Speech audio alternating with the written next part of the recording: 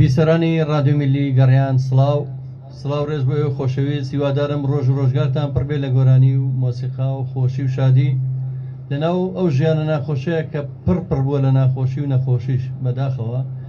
ئێمە هونەرمەندانەوەی لە دەستمانێت ئەمانەیە ئێوە دڵخۆش بکەین، ئێوە دڵشاد بکەین بە گۆرانیەکانمان، بەوەی کە هەمانە بیبەخشین بە ئێوە، ئێمە هونەرمان پێی بەخشین. هیوادارین ئەو کەسانی تریشکە بەخشندە بن و لەم نەهامەتی و قاتوخڕێ ئاگیان لە میلەتی خۆیان بێت و ئاگیان لەو هەموو ناخۆشە بێت کە میلەتی تێ ئەپەڕێت بۆ هەموو نەهامەتی کە هەیە. ئێوارەتان پڕ بێت لە مۆسیقا و گۆرانی. بەرنامەیەکی نوێ لە بەرنامەی بەزمەکانی گەڕیان. ڕەنگە بپرسم بۆ گەڕیان وشەیەکی کوردەواریە تایبەتەوە نەتەوەی کورد لە ناوچەی لەیلا خوسنە و پاوە و نەوس و مەریوان و ئەو ناوچانی کە کورد هونەری خۆی کللتوری خۆی بە جوانی پاراستووە، هونەری کوردی بە گەڕیانەوە سەربەرزە بۆیە و ناومان هەڵبژاردووە. زۆر بەگەرمی بە خێراتنی هەردوو ژانیاری بەتوانە کاکاڵوەسی باڵەبان و کاکەوریا شارە زووری کە بەڕاستی شارە زووری ئەویان کردێتەوە بەو هونەرە جوانی کە ڕۆژانە من بەرهەمەکانی ئەوگە خۆشی لێرە نەبووی، هەموو ڕۆژە لێرە ئامادەی هێت کە هەموو ڕۆژە گۆرانەکان ئەو کە ئامادەی کرد و پێشکەشەکەین کاکاڵوێز بە هەمان شێوە. میوانی ئەمڕۆوان هونەرمەندێکە کە خۆم لە دڵمەوە بەخوا بەبێ مجامەرە بڵێ بەروی کە هاتووە ئەوە خۆی ڕەنگە بزانێ من زۆر سەرسام بە گۆرانەکانی ئەوش هونەرمەندی میلی دەنگخۆش کاکە ڕێبەرمەسۆیە بەخێر بێ کاکە ڕێبەرجان. بە خێراتن دەکەم بۆ ڕادیۆ میلی گەڕیان. زۆر سپاس کاکە جەزاکیان، سڵاو ڕێز و حورمەتم بۆ تۆی ئەزیز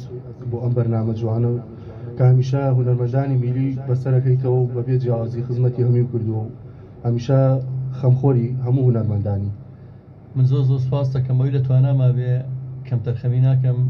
هیوادارم توانم ئەوەی کە پێم کرێ خزمەتی ئێوە هونەرەکەتان بکەم چکە ئێوە ژوونەری کوردیتان پاراستووە کە ئەمە ئەرجێکی نەتەوایەتیە. پێم خۆشە هەر بەپەلە بچینە لەبەرەوەی خۆم تا مەزرۆی دەنیتەوە و هونەرەکەی ئێوە چینە لایەکێک لە گۆرانەکان دواتر ئەچینە لای قسە و باس بۆ پەیوەندیکردن بەم بەرنامەیە بە شێوە ڕاستەوخۆتوان پەیوەندی بکات بە ژمارە مۆبایلی 0771 471 52 64 دیارە بێگومان دوایان گۆرانیە.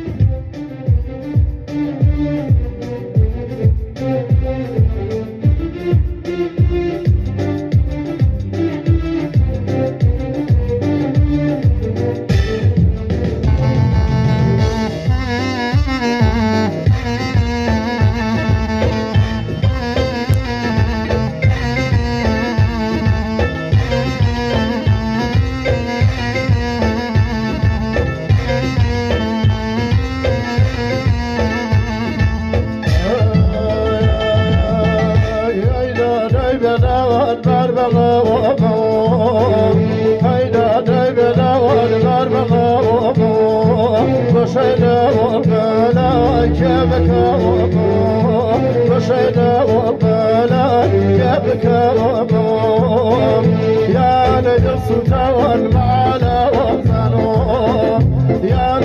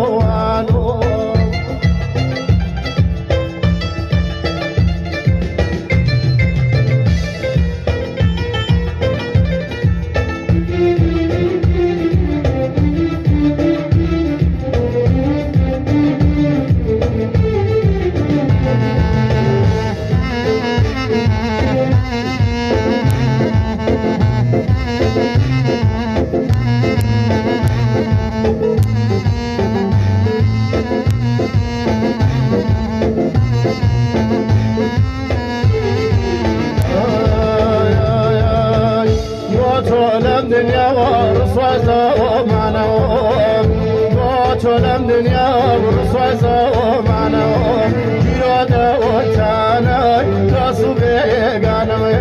گیرۆدەوەتانەوەی دەس و بێگانەوە یانە دەس و تاوان مەعالەوەم زانەوە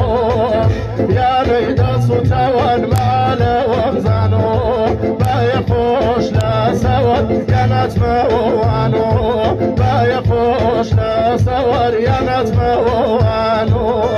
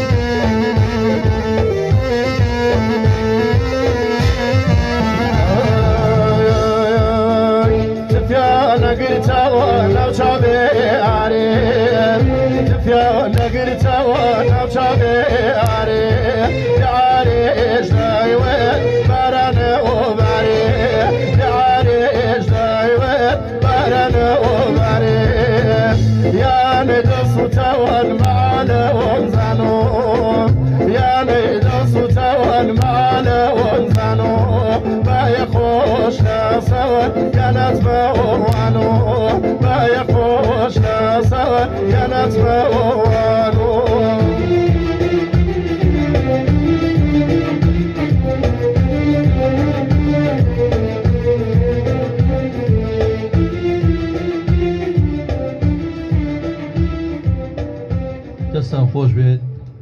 دەست خۆش ماموریاجان دەست خۆش کاکەڵوێت دەم خۆش کاکە ڕێبەرمەسۆیی هەرەوەم لە چاوەڕێ کردی بەڕاستی بۆن و بەرامەی شارە زوور بۆنی و بەرامەی کوردەواری گەرجی عمەرەتوە دەرکامەکە لە بۆن و بەرامەی ڕۆنی ساغ و کەرە و ئەیتر ئەو دیمانە جوانی شوان و دەشت و دەرکە بەڕاستی منەوە دڵم پێکرێتەوە سوپاس بۆ خۆشەویستانی کە کۆمنتەکانیان نووسیوە یەکێک لەوانە خۆشەویستمان ئاوڕێی خۆشەویستمان کاک ئەحمەد خۆشناوەتی لە هەولێرەوە کە هاوڕێ هەمیشەی بەرنامەکانمانە ئەڵێ لە هەولێرەوە تاوکو سێمایی سڵاوتان لێ بێ سڵاو بۆ ئێوە بەڕێز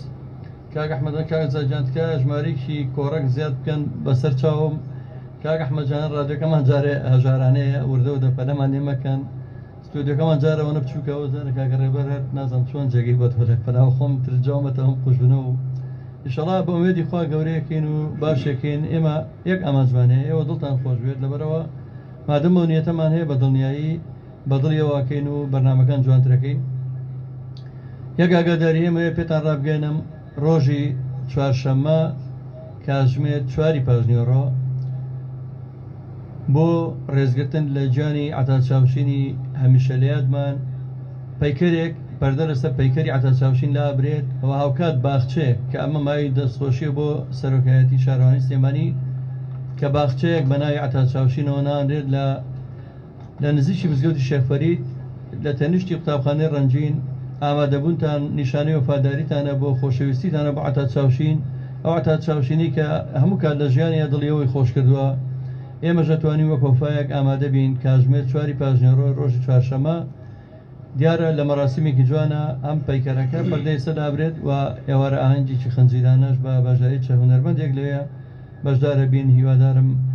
هەمووتان ئاگاداری و بنسپاسی لێرەوە بێپایانم بۆ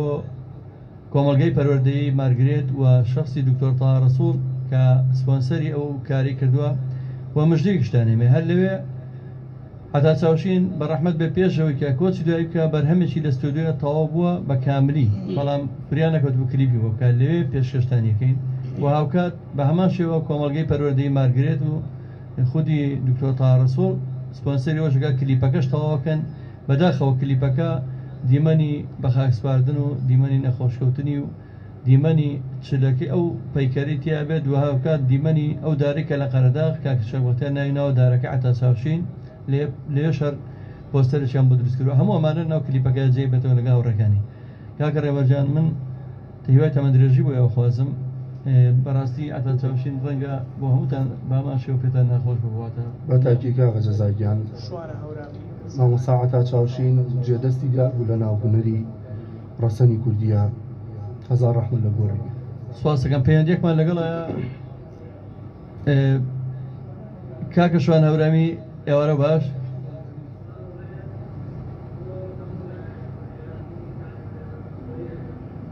سواس دەکەم هەرچەنە ئەگەر بە کاکە ڕەوەند بڵێم دەنگ لێرە بە کەمیە بیستم بەڵام لە گوێم لێتی. سواس دەکەم کاکە شوانە جان فەرموو.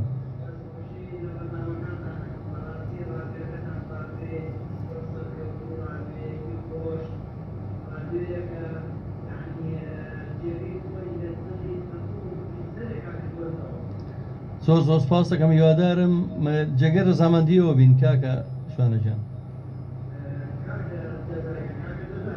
بەڵە قوربان.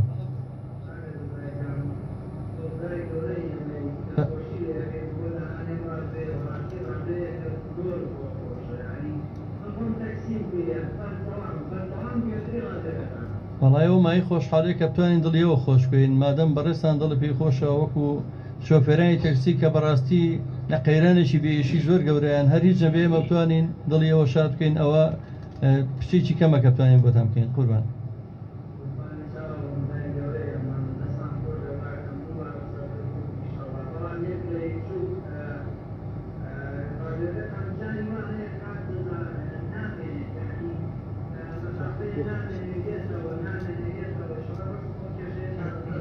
وڵای کاکە شوانەجانەوە هەموو عیلاقی بە کارەباوە هەیە ئینڤێکتەرمان داناوە کارەبای مۆلیدەمان ڕاکێشەوە کارەبای حکومیمان هەیە بە هەر هەمووی ئێشتا هەر ناتوانین کێشەی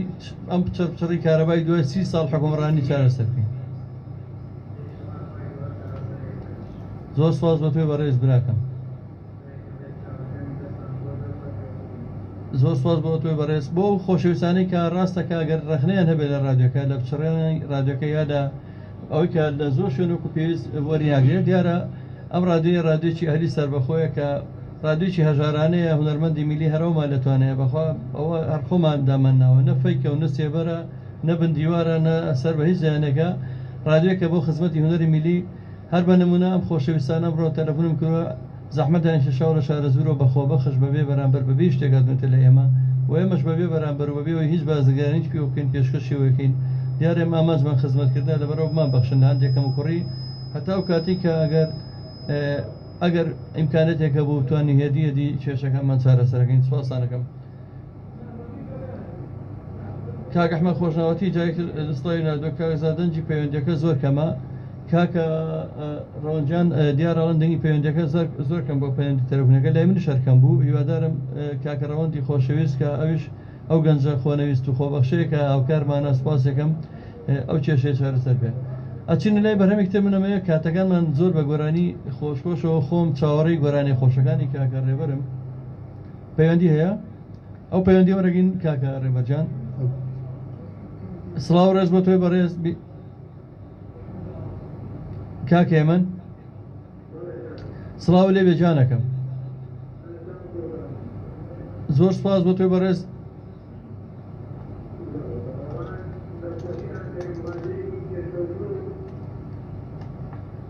زۆر سپاس کاکێ من جان هیوادارم جێگەی ڕەزامەندیەوە بێ جانەکەم.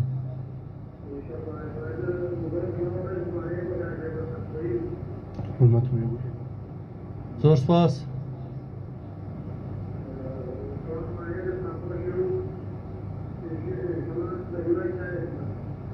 زۆر زۆر سپاس کاگێ من جان هیچ گلەیە ڕەخنەیە پێشنیارێکە نێ بۆمان.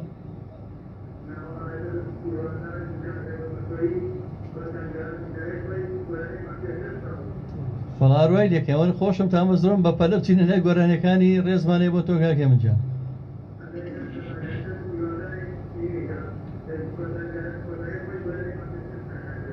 بەسەر چاوم ئەو من لە کاتیەوە کاکرە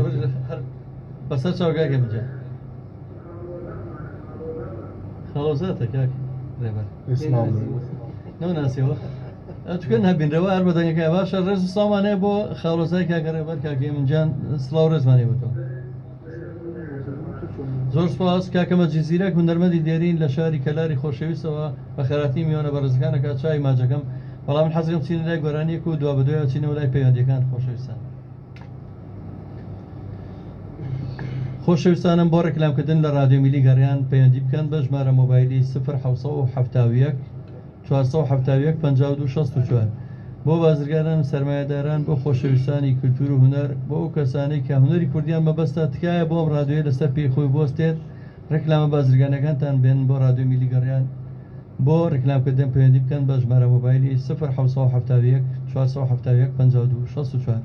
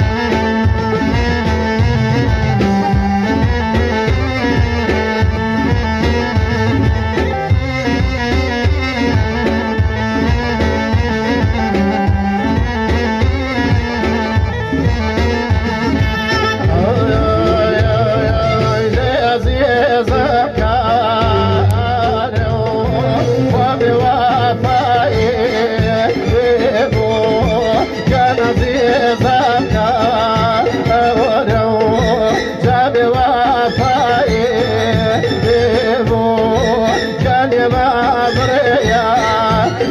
أرمان دلا ويك جوداي جابي غفا غميري قشير ويروجي أثاري ليقشتي بقري بالدلا ويك وفانا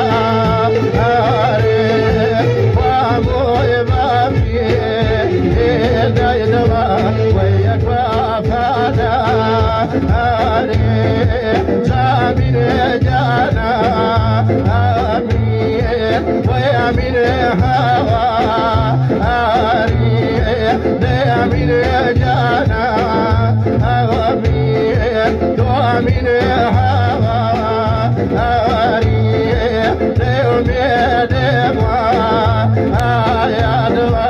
ويكتاشيما جاومي دموا يا دوا وكتاشيما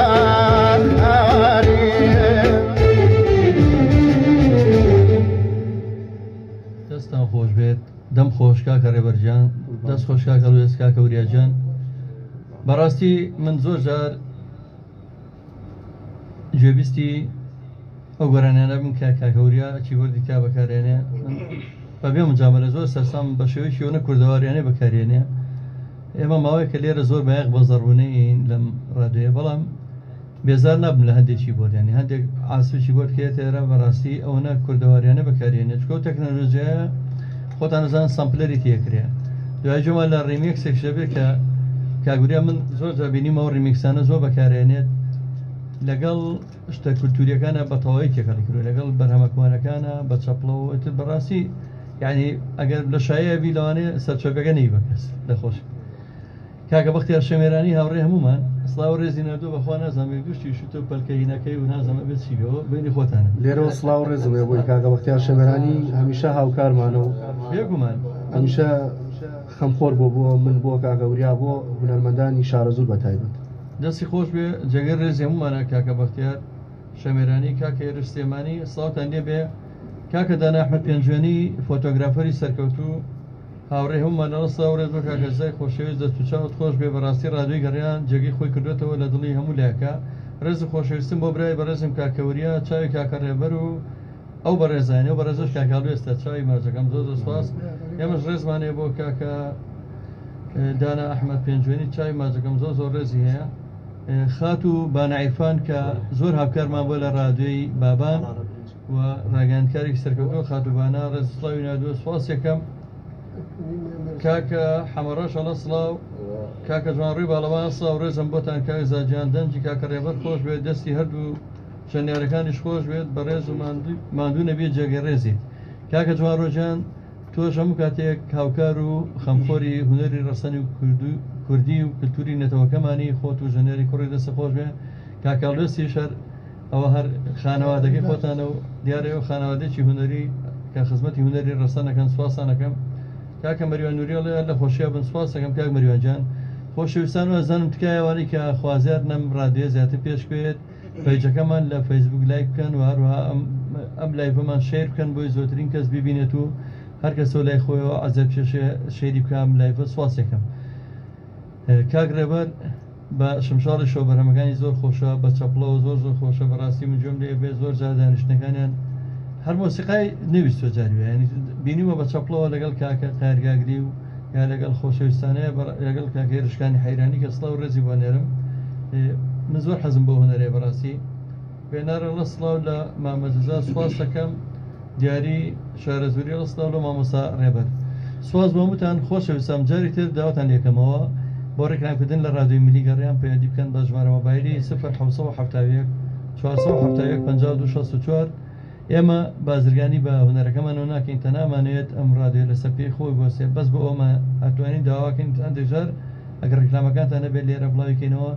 بۆی کە بتوانین جەردر ڕادیۆکە پێش بخوێن و باسمان کە ستۆدیۆکەمان بچووکە کەمێک گەورەتریەکەین و هەندێک پێویستی تر هەیە پێی کام دەکەین کاکە ڕێبەرجان وەکو باسم کردەوە زۆر جار ئەو لایڤە ناکەیتەوە بە بێ مۆسیقاش ینی ئەوانە خۆی لە خۆیان خزمەتە ئەوە چۆنە بە جوانە دروستە بێت وڵام مامە جەزاگیان زۆر جاراوە چینە شوێنان لەگەڵ مامەساوریا و لێرە حرمەتمانەیە بۆ مامەسای هێرشکانی حەیرانی و هەموو هونەرمەندانی شارەزوو بەبێ جیاوازی زۆر جارە چینە مەجلیسێکەوەی تر جەمەکەی وا خوازێ لای بێ بکەینەوە دێت چەند گۆرانیەکە ئایا چاپڵە بێ ئایا گەڕیان بێ ئایا بەزمی بناگوێ بێ پێشکەشێکن بۆ مەجلیسە جێگی دەستخۆشیە چکە من خودی خۆم شەوان جاروێ دانیشتووی لەناو ئەو هەموو هەواڵە ناخۆشیکە هەیە ئەمڕۆوەنە کەس توش بوو بە کۆرۆنا ئەوەنە کەس نازەم جایی لەدەزا یاچینە لای گەڕێنە چینە لای ڕیمێکس حەزەکەم ڕیمێکسێک شادێک بەرەمێکی خۆش پێشکەش بکەین سواسانەکەم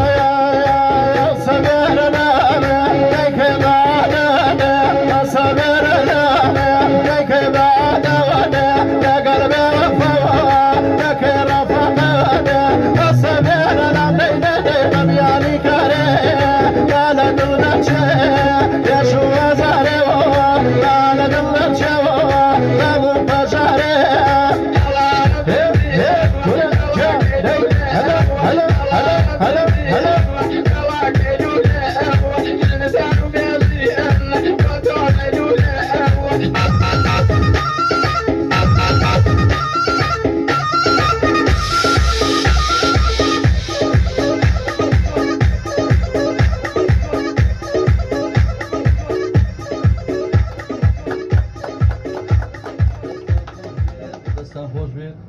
دەم خۆش کاکە ڕێبەرجان دەست خۆش کاکە وریاجان من ئەوڵم کە ئەتوانی و تەکنەلۆژیایە بۆ خزمەتی کەلتورەکە و بەکاربێنی وەکو بزانی کاک ڕێبەردەنگی ناو ڕیمیکسەکە چییە و دەنگە کۆنەکە وەگوەڕێ بێژە پێما بێ مەحموو مەجیە بەڵام نازانم مەبەستم بزانە ئێوە چۆن تێکەڵتان کردێتەوە میکسە مەسەرەن کە هاتوون ئەو دەنگە کۆنە و لەگەڵ ئەم تازای کراوتە ناو ئەو چی بردەوە کە وەکو تەکنەلۆژیاک یعنی ئێستا ئەکرێت تۆ جلی پۆشاکی کوردی لەبەرەکەی بەچی جوانەکەی جوانکاریەکە لەوەیە بۆنەچی ئەزەویەکڕی لە خۆتی شتێکی جوان بەڵام نەک لێرە تۆ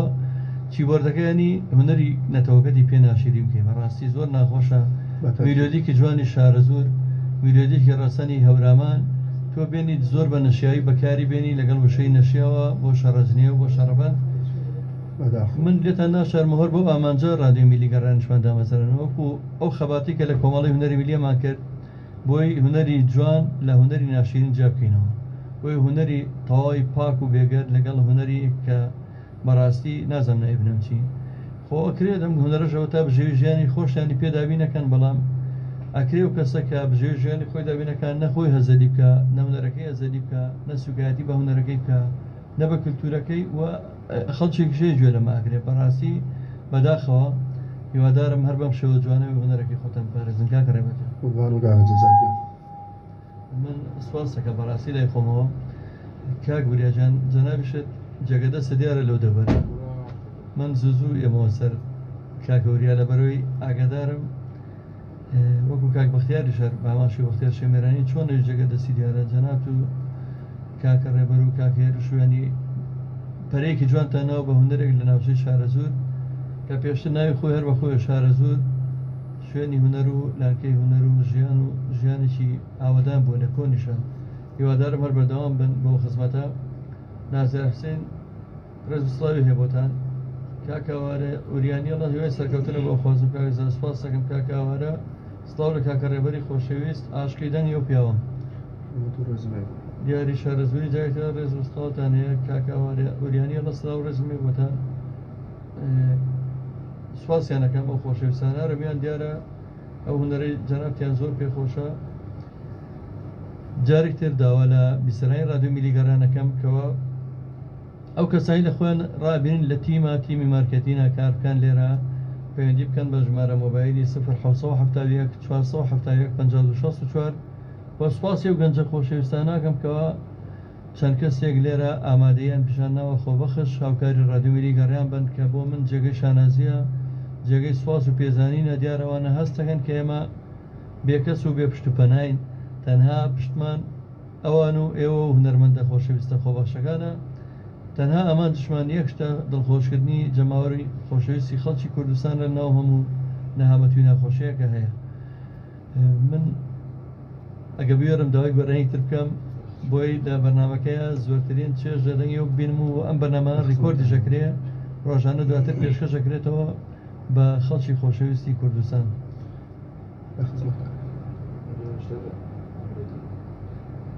کاکە عیماد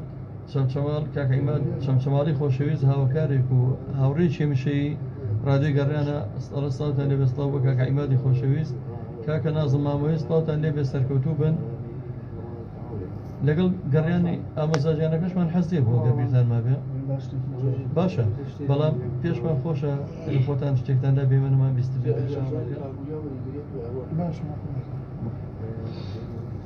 خۆشەویستانی ڕادیۆ میلی گەڕیان ڕۆژانە پەخشی ڕادیۆ میلی گەڕیان 24 کاتژمێر هەیە ئەگەر کێشەی تەکنیکی کارەبا و ئەو کێشە گەورانە نەبێت ئەوش هەوڵمانەوە چارەسەری بکەین بە سێ شێوازی کارەبا بۆ مێدەی بتوانین کەمترین کات پەخشەکەمان بچڕێت پەخشی ڕادیۆ میلی گەڕیان لەسەر شەپۆلی FM 94.1 پەخشەکات و هەروەها لە تۆڕە کۆمەڵایەتیەکان لە فەیسبوک پێیج رادیۆ میلی گەڕیان هەیە و هەروە لە سایتی فەرمی گەڕیان www.radiogarian.com دەتوانن ئاگاداری هەواڵ و چالەکەدان.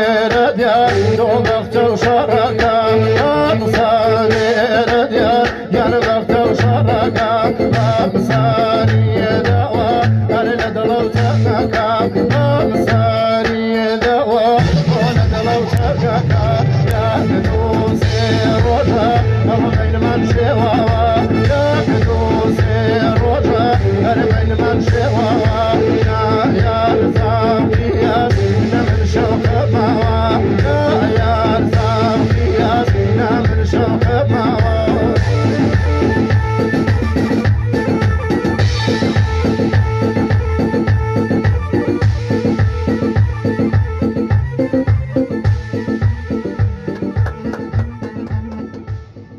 دەستان خۆش بێت دەست خۆش کاکەوریا کاکەڕێز دەستان خۆش بێت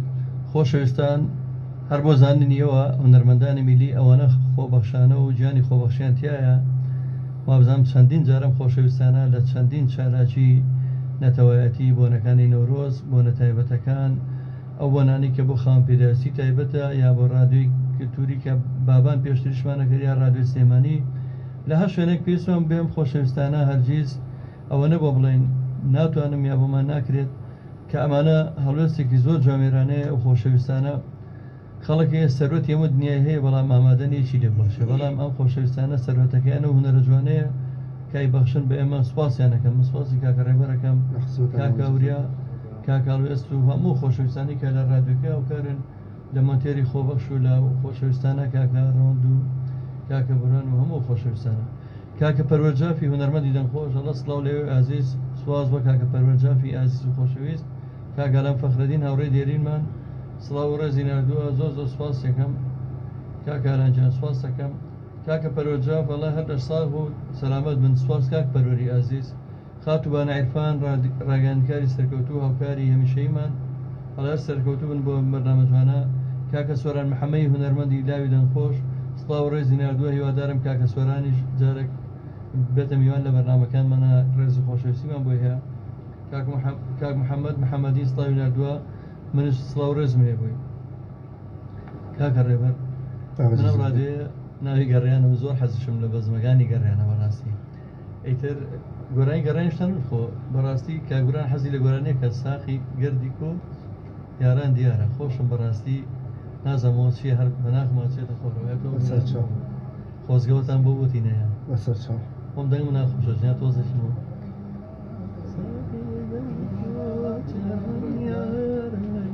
بەخوا خۆش هیوادارم دڵمان خۆشکەن کە ئەو کاگوران لێەوە بۆ خۆی نەشوەگرێتی خۆ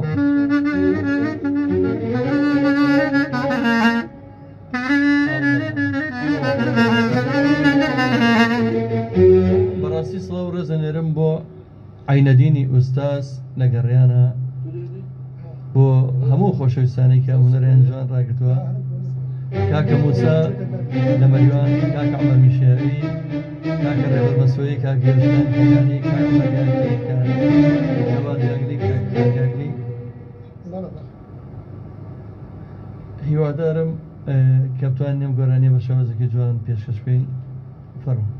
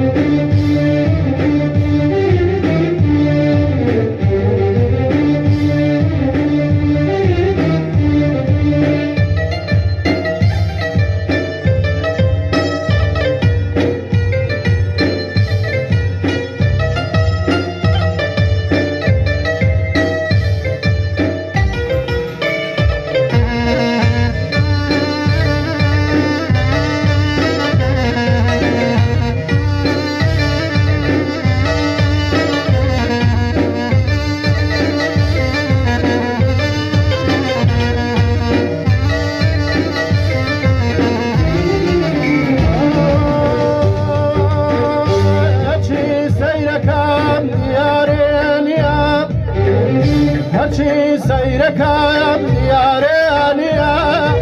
دڵێ لە ناوسینەم بە خوارەمی نییە نوقشای سەر لەوێن شنجينيا قمشتك عتو دليلينيا قمشتك عتو دليلينيا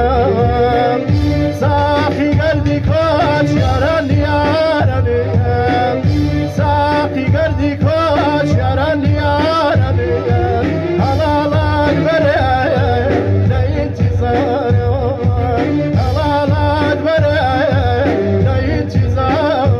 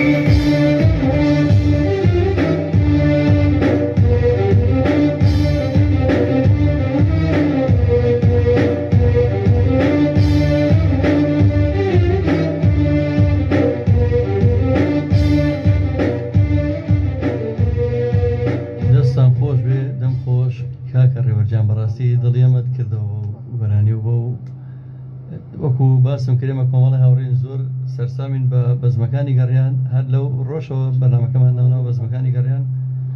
خۆشەویستان کاکەتوانە حەسەن لە سڵاوتان لێ بێت کاکە دانا کەلاریە لە سڵاو ڕێزمەیە کاکە ئازاد مەحموڵێ دەیکەم قسە بکەوا گۆرایی بڵێ بەسەر چاو کاکە ئازاجیان وەڵی من بۆ یەک قسەکەم پێشکەشکاری بەرنامەم ئەمەیە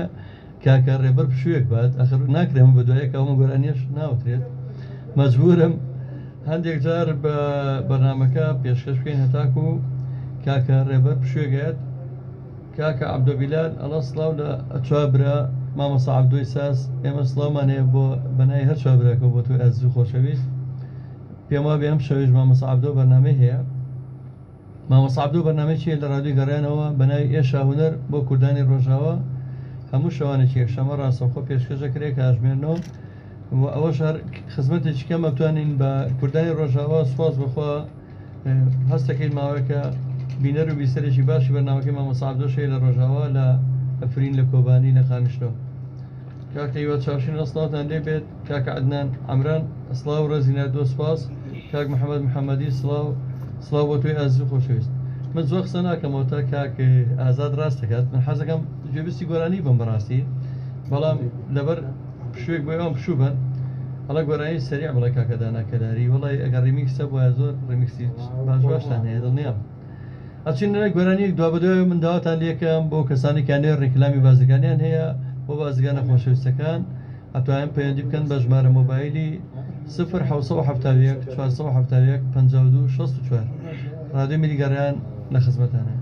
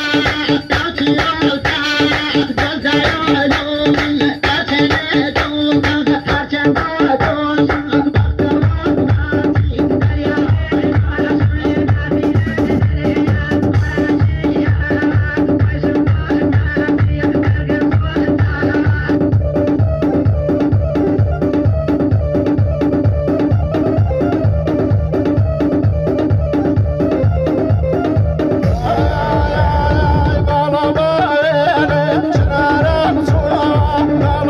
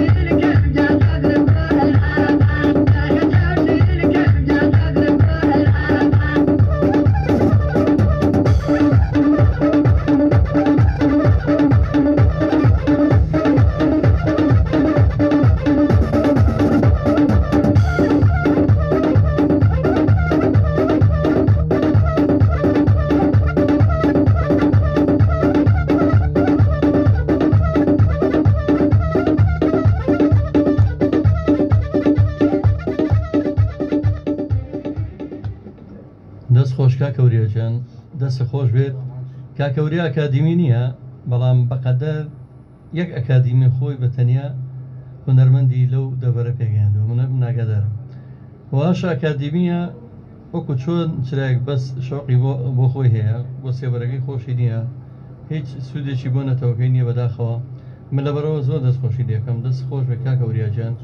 ئەو مجاملە نییە چکە من ئاگاداری کار و چالاکیەکانی کاکەوریام زۆر گەنجی خۆشەویست ئێستا دەمخۆش پێگەشتن دەو دەبەرە کاگوریان نپشتەوە بووە کاکە ڕێبەرجان تۆ ڕاوچیە هەر بە تاکید مامۆساوریا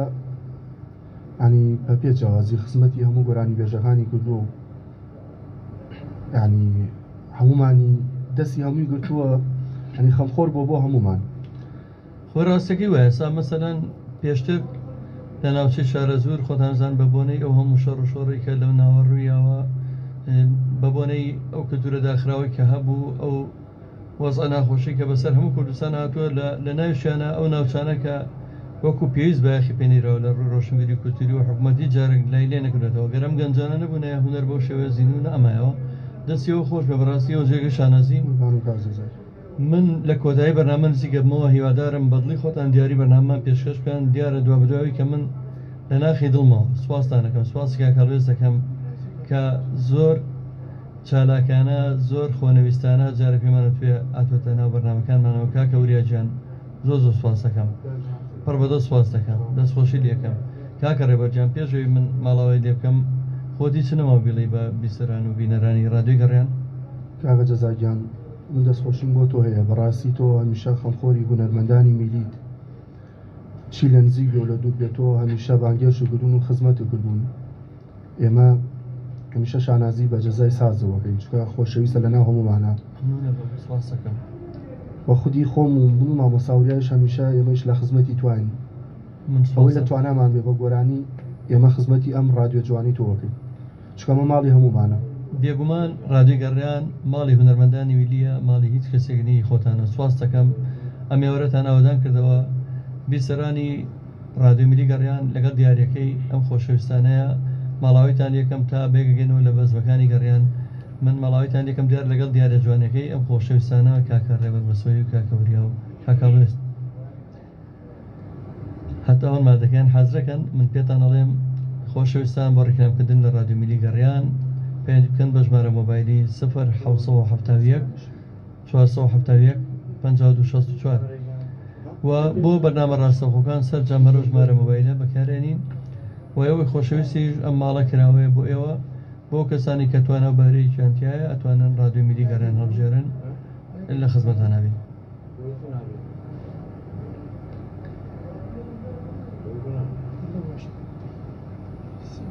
بەم نزیکانە کە ستۆدیۆی ڕادیۆی گەڕیان دوای نوێژەکردنەوە تەواو بوو گەورەتر بوو بەرنامەکانی کوردەواری بەرنامەی کوردەواری کە کاگارە ڕەباتی پێشکەشەکە دێتەوە خزمەتان بە شێوازێکی کلتوری جوانتر لە خزمەتان نابین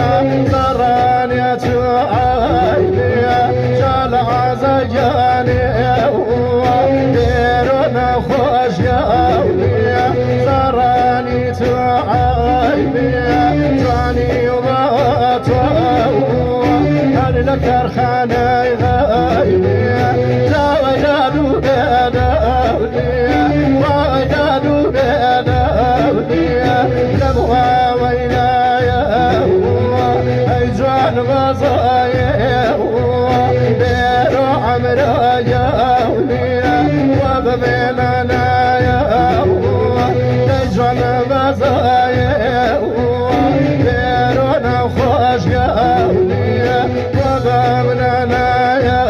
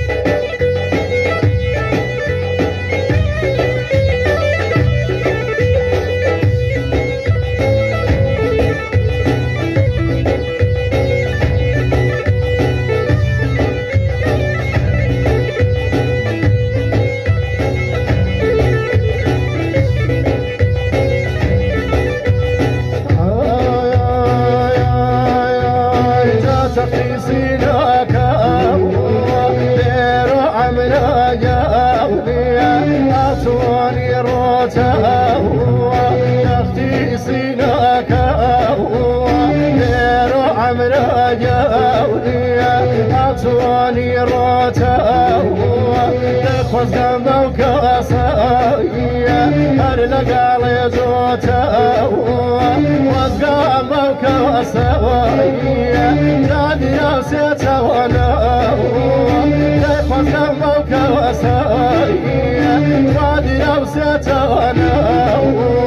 جامي شودايا بيرو عمرا أغايتنا